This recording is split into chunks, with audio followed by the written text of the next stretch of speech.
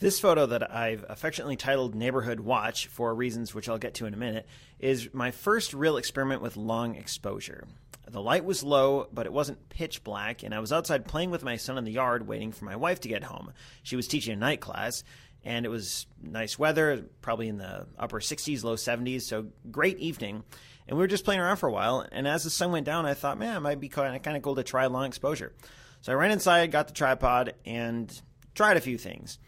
I wanted to get the light trails from a passing car, and to do that, I had to adjust my exposure. I put it in manual, ended up deciding on shooting at 15 seconds, f11, so everything is nice and sharp, and ISO 200. I probably could have gone down to ISO 100 and increased the exposure time to maybe 20 seconds, but for this kind of shot, it doesn't really matter. The hard part, though, is waiting for a car to drive by. It doesn't happen that often on our street, especially at night. So it probably took 20 minutes for anything to drive by. There may have been a bicyclist or something, but just sitting and waiting for a car to drive by took a while. That was probably the hardest part about this. Sooner or later, though, I saw a van, I think it was a minivan, turn the corner and begin coming down the street.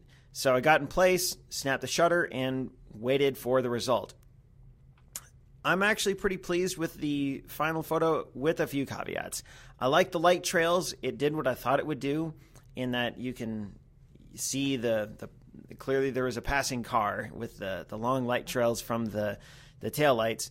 And I also like the big star pattern on the street light. You can see the big street light on the top right of the photo, and then if you look in the background, there's a couple more. And when you shoot at a smaller aperture, the light reflects off the diaphragm blades of the lens, and you get those nice star patterns. So that was really cool. What I don't like, though, is that giant neighborhood watch sign sticking up right in the middle of the photo. To be honest, I didn't even notice that until I was looking later on as I was editing the photos.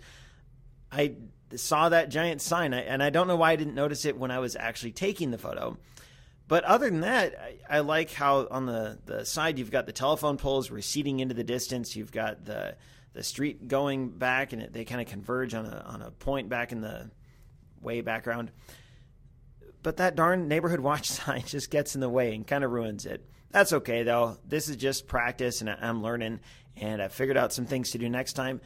Another thing, though, is the sky. In the photo, as it turned out, it was too black, even though it wasn't pitch black when I took the photo. And I had to bring up the levels a little bit in post, and you end up with this kind of alien bluish sky background. I think I was a little overzealous on the post-production. And if I could go back and I can go back and redo it, but I don't really want to. But if I were to go back and redo it, I think I would tone that down a little bit. It looks a little too fake almost, with the blue sky being so blue.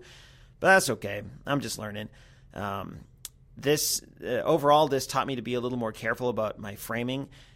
Maybe if I were to redo this, I would go down past the sign so that you wouldn't have it sticking up like that. And I'd have to go into the neighbor's yard, but I don't think they'd mind too much. Maybe I could just knock on the door and ask them.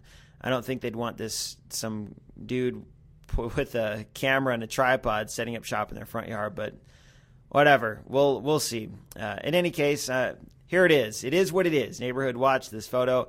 It's all right, but it was a learning opportunity, so I think it was a victory.